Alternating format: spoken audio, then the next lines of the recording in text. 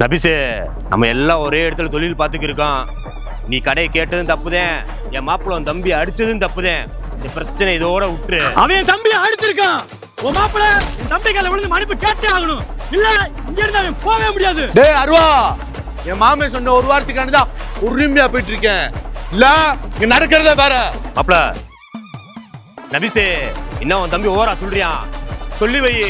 இந்த பிரச்சனை இதோட முடிக்க நினைக்கிறேன். வழக்க நினைக்கிறியா? நான் எதுக்கு தயார்தான்? என்ன சொல்ற? இல்லனே, இதோட முடிச்சுக்கிடுவோம். இனிமேல் இந்த பிரச்சனை காதுக்கு வந்துச்சு அவ்வளவுதான். வா நம்மள போவோம். நம்ம தம்பி எடுத்து போயிட்டு இருக்கான், போட்டு வேடிக்கை பார்த்துக்கிட்டு இருக்கானே. டேய், உனக்கு அவங்கள பத்தி தெரியாது. ஒழுங்கா இந்த பிரச்சனை இதோட முடிச்சுட்டு உன் வேலையை பாரு.